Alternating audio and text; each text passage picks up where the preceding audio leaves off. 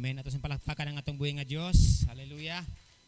Praise God. Pakiingon sa imong katapad, you are blessed by God. Ang na imong sarili, I am blessed by God. Last Thursday, we celebrated the 38th anniversary of our denomination and God is doing great things. Alam mo kung bakit? Nagrinta lang taog 200 ka chairs pero nakulangan to siya. We're expecting 200 lang, no? Ako naghuna-huna jud ko early in the morning while na ako dito nag-alasag mga bangko. And then abot si Queen Anne nagtabang sa kwa dito ingon ko, Lord, napuno ka ning bangko nga 200 ka buok. 200 ra man ka buok to. Pero uli sa ko diri kay nag-prepare kay wala pa ko ka prepare aton pagbalik namo na, halos na puno-puno naman jud, no? So dili jud ta makalimit pag ang Ginoo mga lihok na. Amen? And that day po, sad to say, doon na po nahitabo nga mga dili maayo, some part of the world, doon ay airplane nga nagka-crash, no? So, mauna nga ang atong kinabuhi, hindi yun na ito mabalaan po. Kung kanus alang ta, mauna nga pangutana, andam na ba ka? Hinamang tapad, andam na ba ka? Last Friday, kusog ang hangin, daghan kayo nga G, nahadlok na, kay nalupad na mga ato, kung sa padiha. Amen? So, ingon ta basin usa na ni Lord. Remember, salamat sa Ginoo sa iyang grasya, gugmag kaluoy nga ihatang giubanan, giampingan. Kaya this morning, did you already greet your father? Happy Father's Day? Or wala pa? Kay wala man lang kita masanay nga atuang sa una pa, di magita wala man kayo sa unang mga greetings, pero karon ang dagan sa panahon, mo na nga mo chat na lang ta or mo istorya jud ta personally nga Happy Father's Day. Amen. So kinsay mga papa diri giingnan na pa mo sa inyong mga anak or mga asawa or wala pa jud? Wala pa jud? Anyway, let's proceed to the word of God this morning in connection with the Father's Day celebration.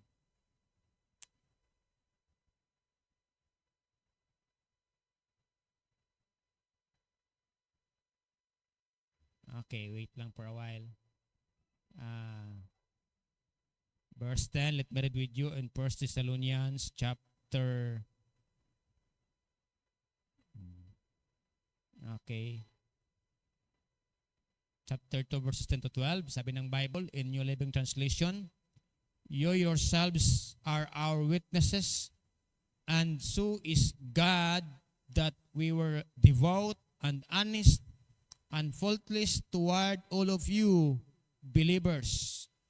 In verse 11, and you know that we treated each of you as a father treats his own children. In verse 12, we pleaded with you, encouraged you, and urged you to live your lives in a way that God would consider worthy, for He called you to share in His kingdom and glory. But let me focus this morning in verse 11, and you know that we treated each of you as a father treats his own children.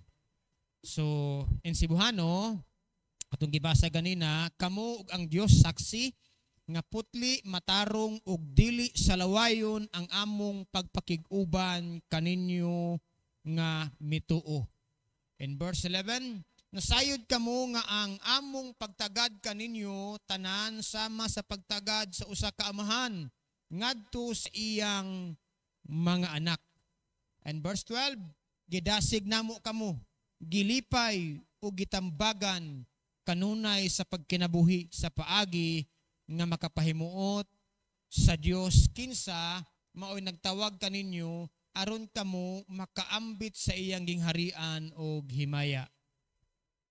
Mag-ampo na kita, Ginoo nga labing gamahanan amahan sa langit, Lord. This morning we humbly come to you.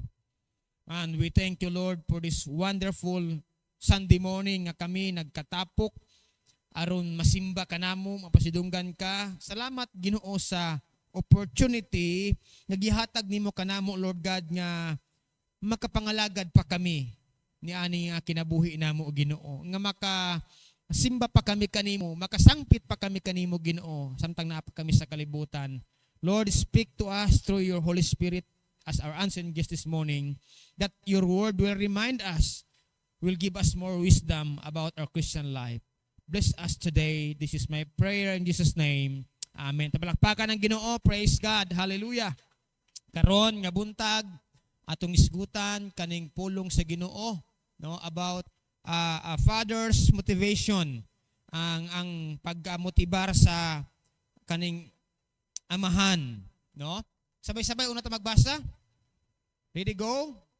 A godly father is one who encourages, comforts, and urges his children to live lives worthy of God. One more. A godly father is one who encourages, comforts, and urges his children to live lives worthy of God. Amen. Let me ask you a question karon nga buntag. Ato abang mga amahan, di lang ni mga amahan tang tanan, ato bang gina-encourage ang member of our family nga mga lagad sa Ginoo? Ato bang gi-encourage ang atong bana, ang atong asawa nga mga lagad sa Ginoo? Or nawad-an nata og kadasig kay sila bisyuso, nawad-an nata kadasig kay sila gahig ulo, nawad-an nata gana nga moampo nila kay sila dili maminaw nimo? How many of us are like that? Amen? Kaya sabi dito, ang Diyos nung amahan, mudasig, no?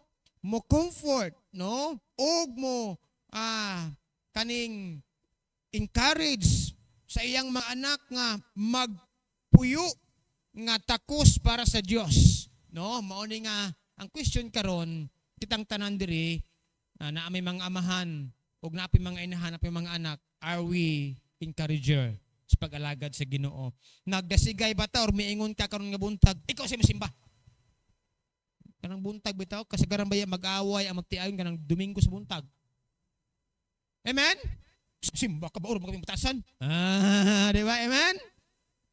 Niya miingon po, ikaw na mosimba ito, ina si pastor nga, nakulakaw, busy. Di ba? Kinsa maing ana, nakasulay na, bato pa to sa langit ang matamaan, magbagong buhay. Lakpak nga ito ang Ginoo. Hallelujah.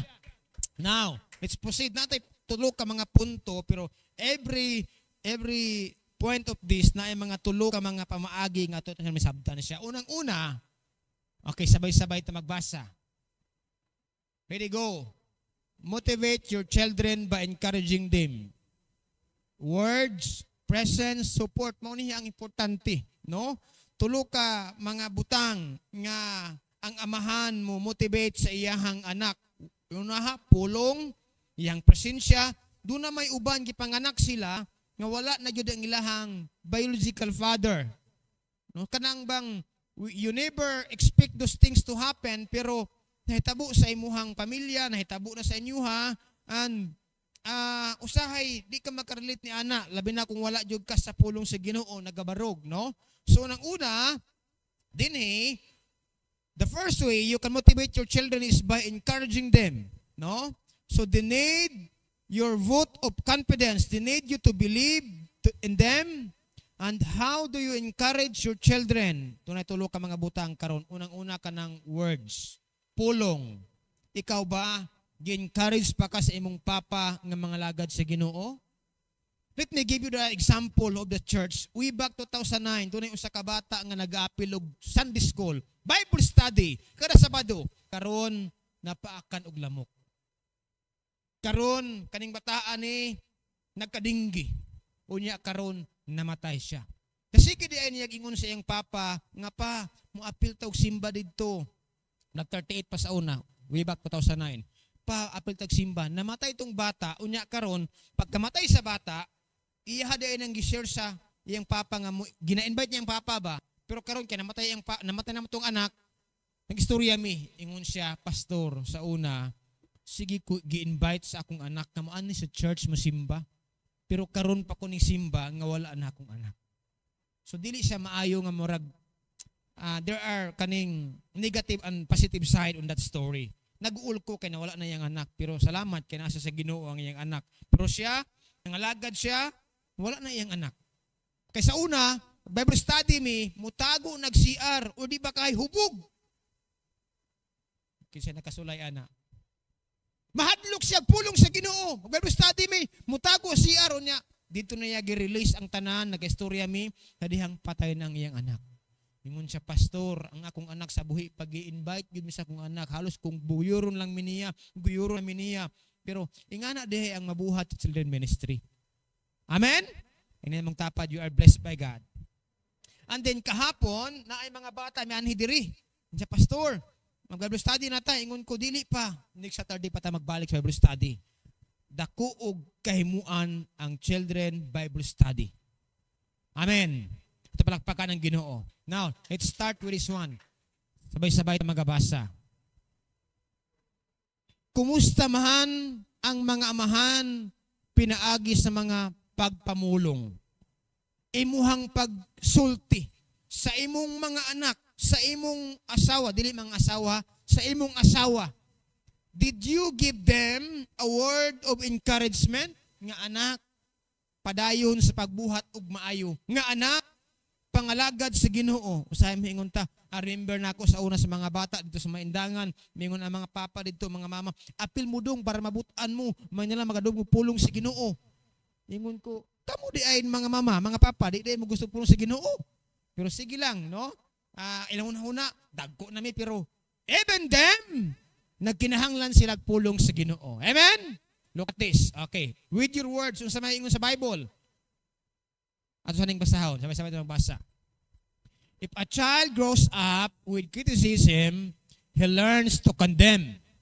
If a child grows up with praise and encouragement, he learns to appreciate and to have confidence and so on. Nakuha ninyo ni nga statement. Kung ang bata nagtubo nga ginakriticize kanunay, mali yun na siya. No, no, no. Kanabi ito ang imong anak kaduhag kanunay og no, usahay mauro po na iyang madunggan. Labi na kitang mga amahan inahan, no? If a child grows up kanang ginakriticize nimo unya, ingani pagud ang mali usahay sa mga amahan o inahan. Atong gina-compare ang atong mga anak sa uban nga mga anak. Amen?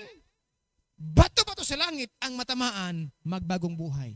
Wala man tagi padako sa Ginoo, wala man tagi tudluan sa Ginoo that your children will compete to other children.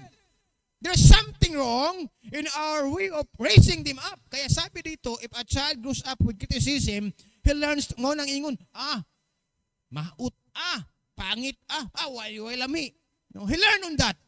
There's something. And the other word, if a child grows up with praise, ingon ka, di mo ingani pag-istorya nimo. Anak, kanang imong gibuhat ba?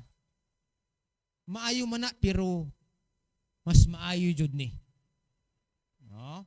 If a child grows up with praise, kaning ingani, ang atong kabataan karon, sige na gyud og cellphone.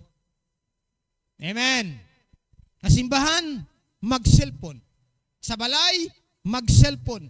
Sa eskwelahan, mag-cellphone. Usahay, nakalimot na nga na aday mga gamit na gidala na limta na. Magsakay sa jeep, mag-cellphone. Wala mo kung nag-ingon dautan na siya. Pero, usahay, wanay disiplina. Makalimot na. No? Si Jihan, akong gi-remind, kanunay siya nagahiram sa mag-cellphone, ingon ko, read your Bible muna. Ingon ko, 1 chapter lang, pero ingon niya, 3 chapter pa. Kuyaw. Amen?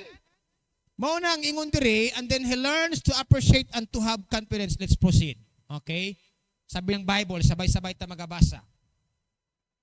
Proverbs muna. Proverbs chapter 18 verse 21. Ready, go. The tongue can bring death or life. Those who love to talk will reap the consequence. Unsay inyong nasabtan na? Repeat reading ta. Sabay-sabay ta. The tongue can bring death or life. Those who love to talk will reap the consequences. Ang atong dila or ang atong maginasulti, nagdala kini labi na sa amahan. You know, ikaw nga amahan, dunay dakong kahimuan ang matagpulong nga mugawas sa imong baba. Amen? Kung ang mugawas sa imong baba gani maayo ang atong mga anak, ingana ra na silpon-silpon na sila, pero naminaw na sila. Nag-observe na sila. Pero kung ang atong dila gani, ang manggawas gani ani, dili maayo, maanig yun ang dili maayo. Kaya ang English version nagaingon, the tongue can bring death or life. Unsa man ang mga pulong nga mogawas sa atong mga baba. Death to life ang giingon diri, no? Fathers, our words carry extra weight with your children. And the words you speak to your children help to shape them as they grow. Kung muingon ka, mautag yun ni mong boses, mautag yun ni mong naungnak, oy. Unya, imuha mo ng anak. Amen? Nya maingon pa yun ng uban, kabugo yun ni mong nak, oy. Imuha mo ng anak. Maut na minawon. Doon na ingana ba? Usahay lagi kay maumanat na dunggan lagi mo na andan, pero sa Bible, ginausab ta, ginakurek kita. Muna ingon diri, dunay gahom nga mugawas sa mga pulong gikan kanimo. Kung masulti kag maayo, mingon kanak kanang imuhang desisyon karon, na in love naman ka, pero kung makalimot na gani ka mga lagad sa Ginoo, makalimot na gani ka priority sa Ginoo, makalimot na gani ka magampo sa Ginoo, makalimot na gani ka ubasa pulong sa Ginoo, there's something wrong with your life, anak. Amen. No, there's power. Kaya sabi ng Bible karon sa atong mga amahan, how did we encourage sa atong mga anak? O kitang mga anak, kung gina-encourage ta, ato ba nang gihatagan og pagtagad? That's a question. Vice versa lang. Naminaw? And how would you respond? Kitang amahan, how would we respond pod sa ilahang response sa atong gisulti? Ikaduha, let me go on. Another one. Ang Sibuhano sa ta, sabay-sabay tayong basa. Ang imong isulti, makaluwas umulaglag sa kinabuhi. Busa, kinahanglan nga dawaton mo ang sangputanan sa imong gipanulti. Musugod ka niya na, maingon ka, wa jud kay kaugmaon anak kanog, betay nga nga mga ginikanan, wa jud kay kaugmaon anak, kay hina nimo sa math, kay hina nimo sa English, kay tanan na lang mahina ka, wa jud kay kaugmaon, usahay. Dili siya maayo. Amen? Dunay mga sa mga bata pa di pa gyud siya makadili pa di pa sila mahagit or ma-challenge, no? So, ingon ang Sibuhano, ang atong isulti labi na sa mga amahan. Tungod kay anong amahan man, ang amahan maoy haligi. Unya ang Bible nagaingon siya ang leader sa pamilya, ang mga amahan. Whether you like it or not, mga asawa ayaw mong kasuko. Amen? Tungod kay ang Bible nagaingon, ang asawa musabmitar sa iyahang bana. Daw sama nga ang bana ug asawa musabmitar diha sa Ginoo. Pero realidad, usahay, kitang mga bana, gamay ra atong pulong, pero ang mga asawa, paka-paka na sila. Amen?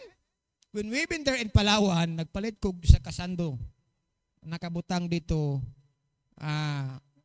para bang about sa magtiayon to siya.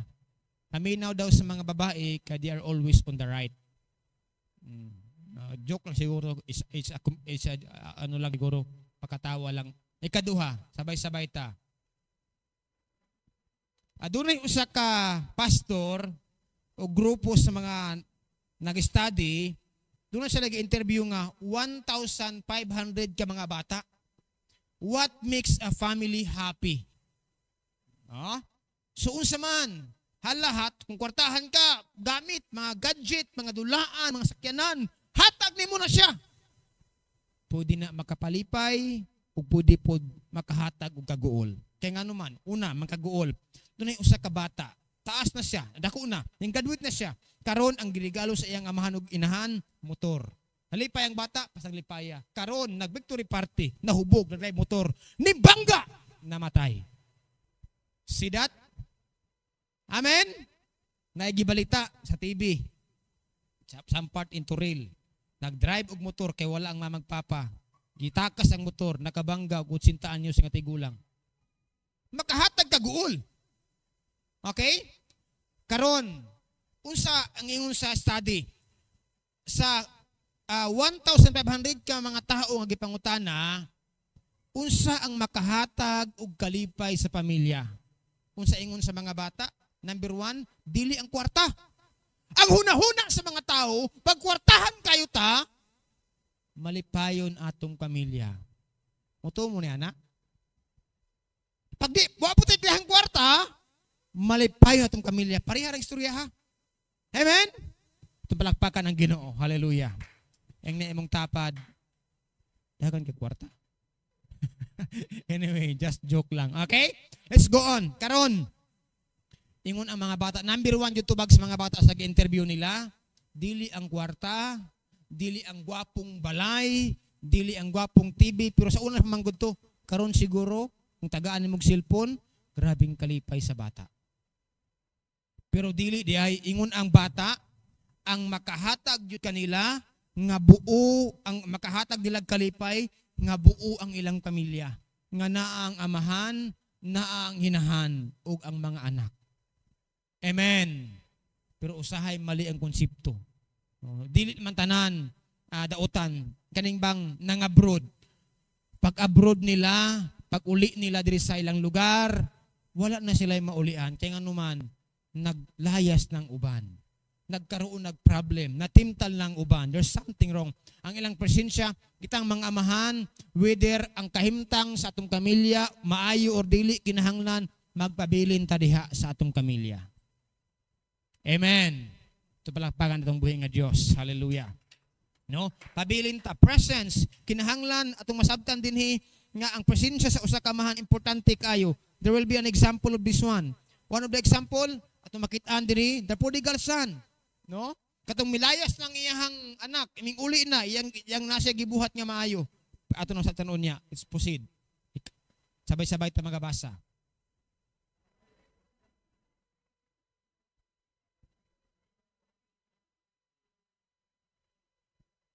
Okay, repeat reading. Fathers, do not exasperate your children. Instead, bring them up in the training and instruction of the Lord. Ang mga amahan, ayaw sa maning exasperate, pasuba, or mahimong masuko ang mga anak nato. Instead, kundili, bring them up in the training, wala giingon diri, teaching. Training, unsa man ang training? That is a practical nga ilang nakita kung unsang klase ka nga amahan or nga inahan or nga tao ka. No, kay dunay uban mauna usahay ang daghan lag kahibalo, mas maayo lang sa istorya, pero sa aktual nga kinabuhi, lisod kaayo ikinabuhi ang iyang gipang istorya. Amen. Mo na ingon dinhi, bring them up in the training. What's the difference between training and teaching? Teaching is more on theory. Training is more on experience. Ang pagiging amahan, di na kinahanglan lisensya. Ingon pa ni Harold Sala, Dr. Harold Sala. Ang pagiging amahan, ang pagiging doktor, pagiging nurse, pagiging engineer, naaman ni lisensya. Pero ang pagiging amahan, pwede kang mahimong amahan, bisag wala kay lisensya. Pero ingon ang Bible diri, bring them up in the training and instruction. What's the point para sa mga amahan? Kinahanglan day ang amahan magtuon og pulong sa Ginoo. Amen. Mga papa, ayaw magkasuko ni pastor, magtuon ta og pulong sa Ginoo. That's why sa atong group nagaingon ko, you have to have time. Family care group. Start ang nag-appeal ko sa orientation ni Jihan dito sa school. Ingon tong teacher, ang maayong kamatasan, start with the panimalay. Nagsugod sa balay. Nagsugod sa mga ginikanan. So, unsaon man nato pag-training ang atong mga anak kung kita nga mga amahan o inahan, wala tay pagtuon sa pulong sa Ginoo. Amen. Sabay-sabay ta maingon nga, magbago na tayo. Magbasa ta og pulong sa Ginoo. No? Kay kung unsa ta, mag-reflect na sa atong mga anak. Okay? Ikatulo. Unsa maingon diri? Motivate our children, our family with our support. Unsang paagi? We encourage our children by supporting them in their endeavors sa ilahang pagpaningkamot, no? Atong hinumduman nga nagkugi na sila, naningkamot na sila, pero kinahanglan ato silang dasigon nga suportahan sila sa ilahang labi na sa pag-alagad sa Ginoo. Labi na sa ilahang pagkumitar sa kinabuhi sa pag-alagad sa Ginoo. Amen? Do you support sa imong anak na ay nagpadidikit sa bata diri, miingon ko niya, Sir, ma'am, what if one day God will call sa imong anak nga mga lagad niya, I mean, mahimo ning pastor, would you accept that challenge from the Lord? Una-una sila maayo bitaw, no? Kay mo nang gipadedikar sa Ginoo, kung tawag mo na sa Ginoo magpastor na, ayaw nagduha-duha. Amen? Do not doubt. Okay? Another one, ikaduha nga punto. Okay, let's proceed with this one. Hindi tayo gumagana. Sabay-sabay na magabasa.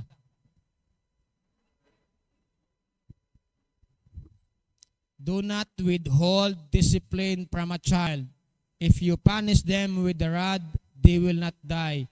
Karong panahon na, mahadlok tang mubunal sa atong anak. Mahadlok tang makalungog, naghilak sila, agay. Pero the Bible teaches us, do not, yung ng Bible, withhold discipline from a child. Bunali, pero dili, munal ka lang nga, wala kay rason. Pero dili po nga ng bunal nga imong saran. Kana bang naay correction? Pasabto nimo eh. Do not withhold discipline from a child. If you punish them with the rod, kanang bunal, they will not die. Pero kita lagi kay ang atuang pamalaod karon, bawal naman ang corporal punishment, kanang bunalan sila. Kay karon kung bunalan nimo sila, unya makitaan ka na ay nag-Facebook, nag-cellphone, gipicturean ka, nag-viral ka, musikat ka, taka nakag-follower. Amen. Dili. Ingon ang Bible ha? Bible mismo ana, pero ang atong gihimo nga balaod karon ginausab. Sa tawhanong balaod. Unsa ingon, dili ko ingon nga bunali nga walay nungdan ha? If nagkamali ang atong anak, labi na Kristohanon ka, nakabasa ka nga bersikulo.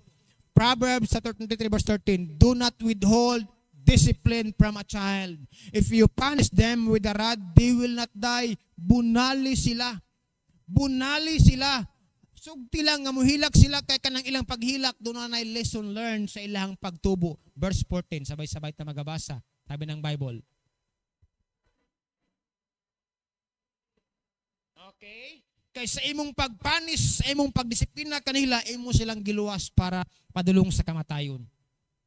Kung dili di ay mabunal nila, kasi mabunal ang kalibutan, the world will teach them, okay ra na, bisag nag-addict na imong anak, bisag kistuhano na siya, bisag musisyan siya, pero sige sag scatter.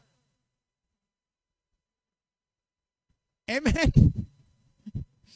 Unya, kusog kayo kung palakpak, kusog kayo kapag sa worship, pero ang imong kinabuhi, gabi kami scatter. Nakakita ko kay becoming a Filipino vlogger, na naluoy siya sa driver.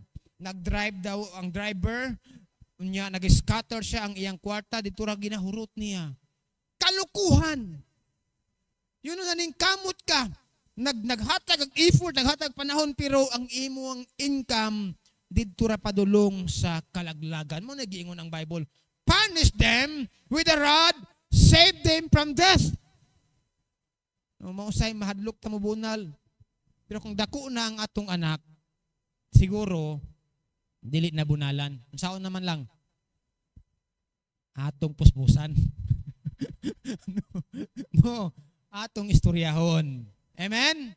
Kung dili gani maminaw imong anak, ing na siya, imong anihon ang imuhang gibuhat karon. Di ka maminaw anak, nag-eskwela ka ha, pero sige ra kag lag-lag, uyab-uyab, yari jud ka. You know, mo na giingon sa Bible. Mo na ang Bible nagtudlo yun nato nga mga amahan, ayaw kahadlok nga modisiplina sa atong mga anak. Biblically speaking, sabi ng Bible, okay? Mga amahan, ayaw pod pasubrai nga sila manglagom na. No? Amen?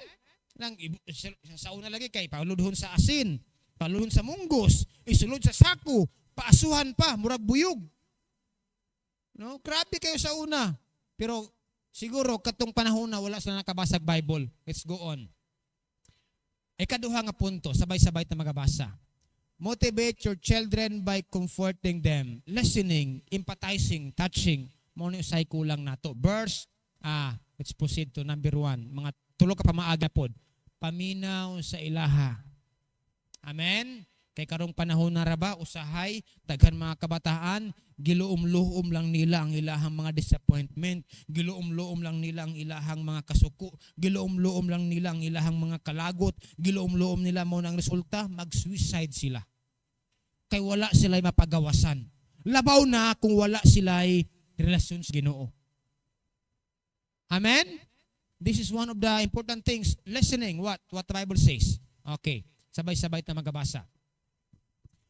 Proverbs 20 verse 5, the purposes of a person's heart are deep waters, but one who has insight draws them out. No? Unsay ingon sa Cebuano, ang hunahuna sa tawo mahimong sama kalawom sa tubig.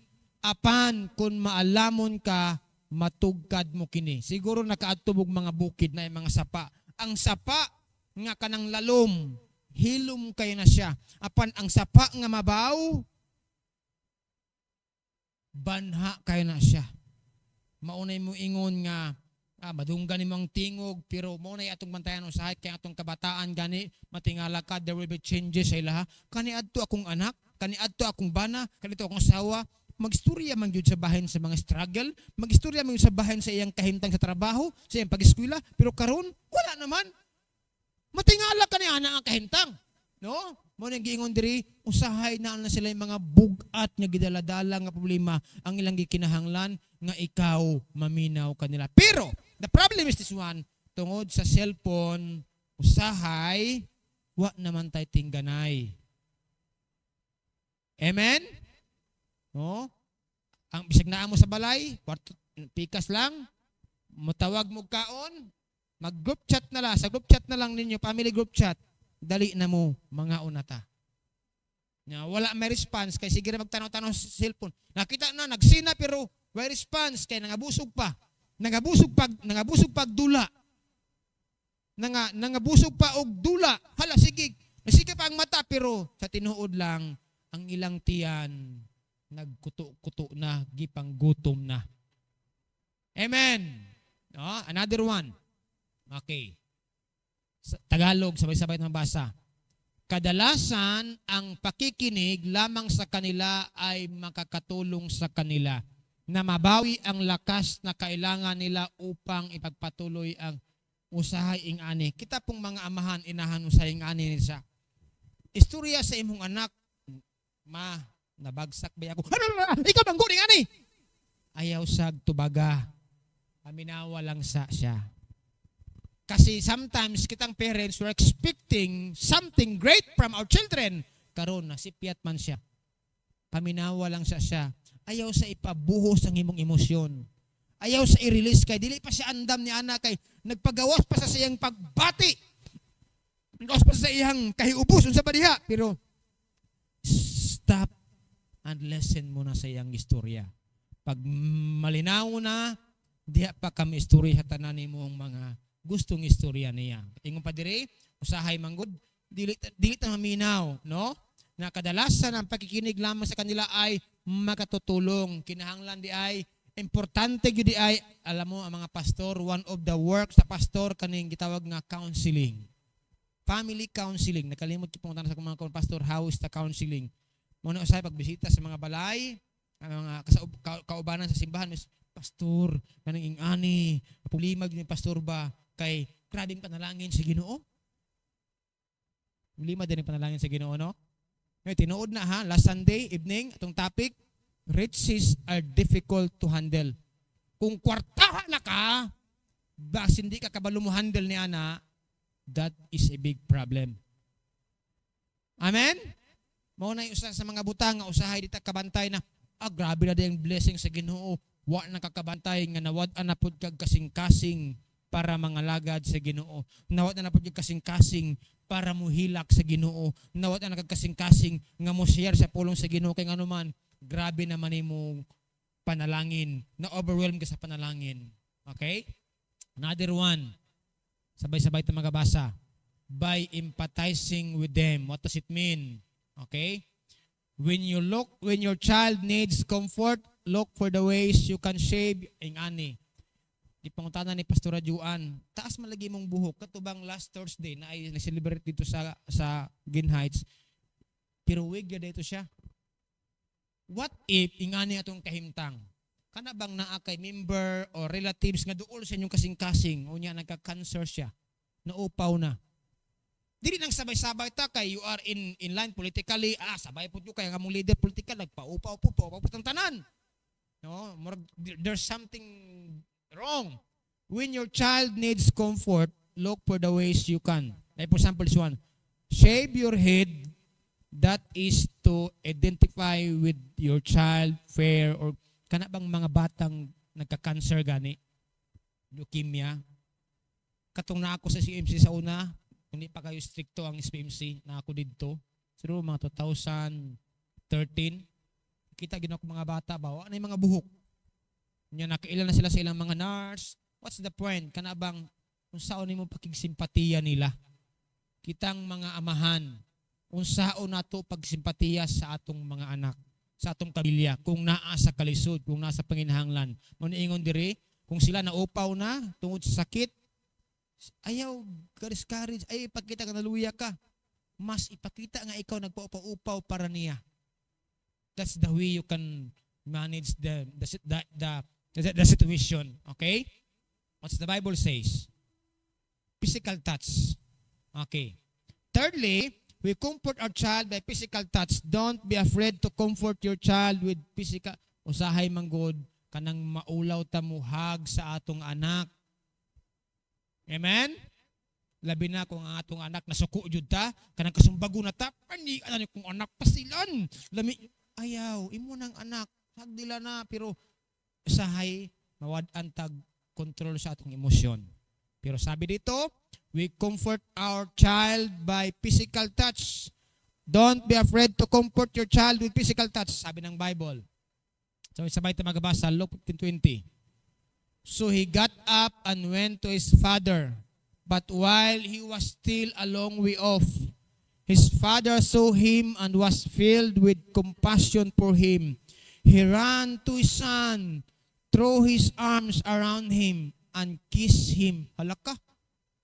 Halukan. Kinsa man nga istorya ni the prodigal son. Kadtong ang iyang anak mingkalagyo kay nagsarili, naningkamot, nagkugi, abi niyag, he can stand by his own without a father. That's ibig sabihin without God. So karon abi niya, kaya na ako ni, mabuhi na ako, nabay nga na sa mingon ta, kaya na ako ni, wala ko kinahanglan. No. Mga anak, kinahanglan nato si Papa. Amen? Bisag unsa pa man ang estado. Kaya kung wala sila, wala man jud ta. Pero ingon ang English version, but while he was still a long way off, nakita sa amahan, naluoy sa siyang anak, pero lahi ba yan ng mga Pilipino? Kaya nga itong anak, imbis kay nahimo ng adik, nahimo ng kuan, ato pang dugangan. Amen? Nakapansin mo? Damuro tata maluoy, pero imo na inong yaw-yawan, imo pang sikaran, imo pang bunalan, usahay, imo pang ipapriso. No? Ingana ba? Pero look at this. His father saw him and was filled with compassion for him. He ran to his son and threw his arms around him. Iyang gigakos ang iyang anak, iyang gihalukan sa agtang. No? Kaya nga naman, kaning physical touch, usahay importante ni sa ato ang mga anak. Amen? Nakalimut na tabi. Bisag dagko na God, importante na siya nga, ihag ninyo ng inyong mga anak. Pag uli sa balay, ihag ninyo na, kayo mo kabalo sandi. Alam mo, believe me, nag-travel or asa man, wa ta kabalo kung kanus alang takutog niya, wa ka makahag sa imong anak. Mo na nga learning lesson, habang buhi pa ta, give your best to your family. Hug your father, your mother. Kaya wa ta kabalo kanus atakutob sa kalibutan. Amen? Nya kita mga amahan, give our best sa atong mga anak, sa atong asawa. Okay? And then another one.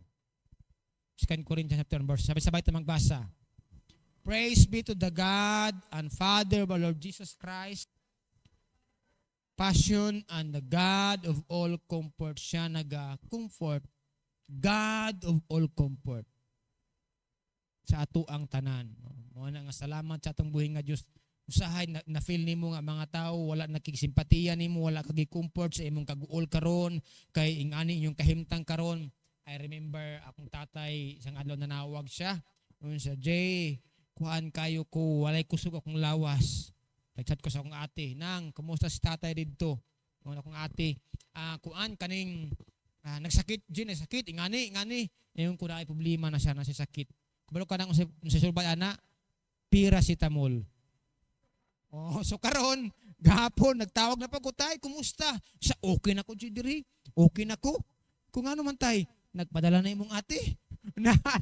na ako maulagi ingon ko, maulagi nang bitaw usahay. Pero kumizara na siya ha.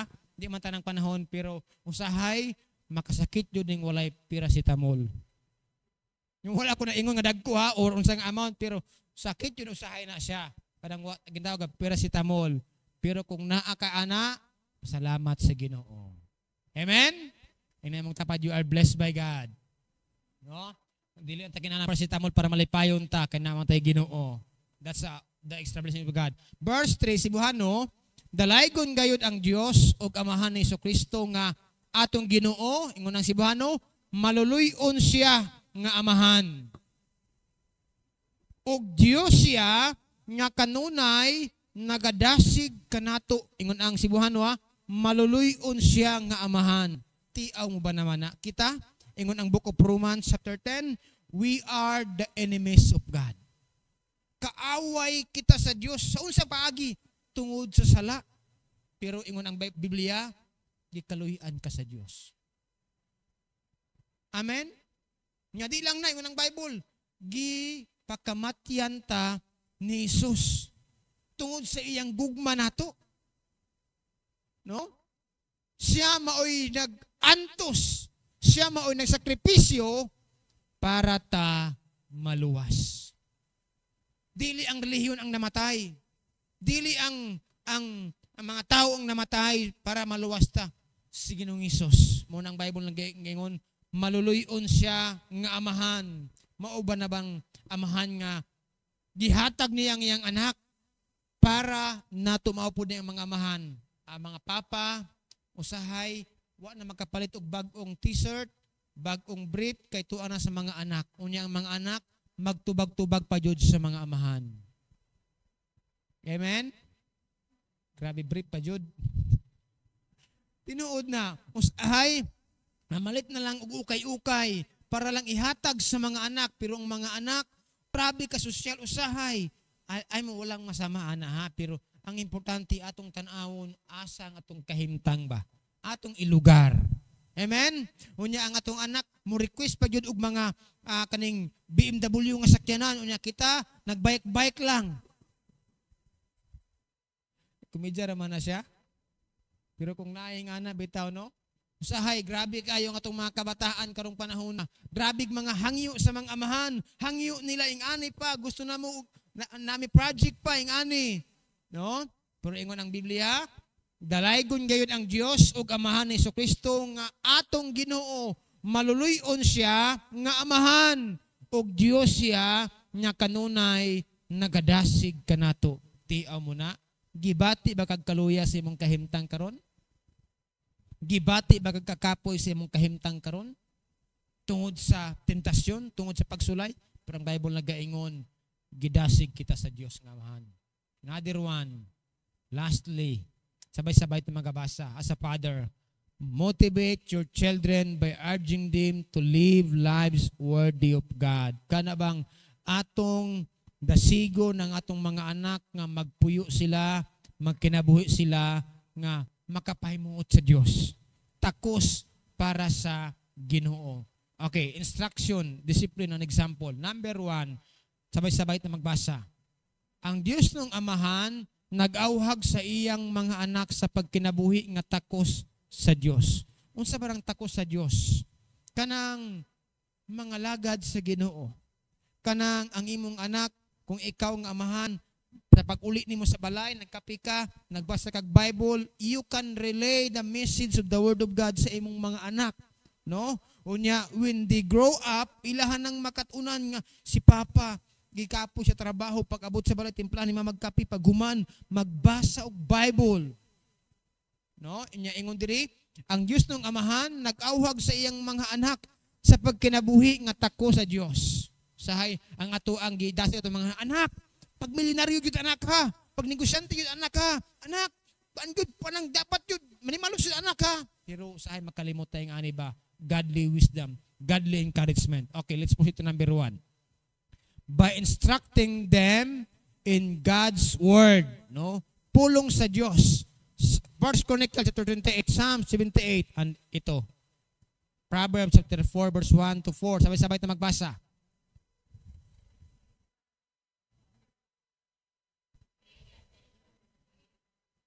Okay, paminaw anak sa instruction sa imong amahan. Ang problem karon, ikaw ang nagsimba, ang imong amahan wala nagsimba. Unsa may iyang instruction niya ihatag? Wordly instruction or kanang dili gikan sa Ginoo, and then verse 2 ingon ng Bible, sabay-sabay ta magbasa. So do not forsake my teaching. No, ingon ni Solomon in verse 3, for I too was a son to my father, still tender and cherished. Usahay kitang mga anak, mga amahan ang atong gusto nga ipakaon sa atong mga anak ng mga lami. Fast food kanunay, pero ikaw nga nagdako ka ang imong gikaon sa una, kamuti, gabi, sinabawan, healthy man ka, matingala karon ang atong mga anak masakiton man. Kapansin mo?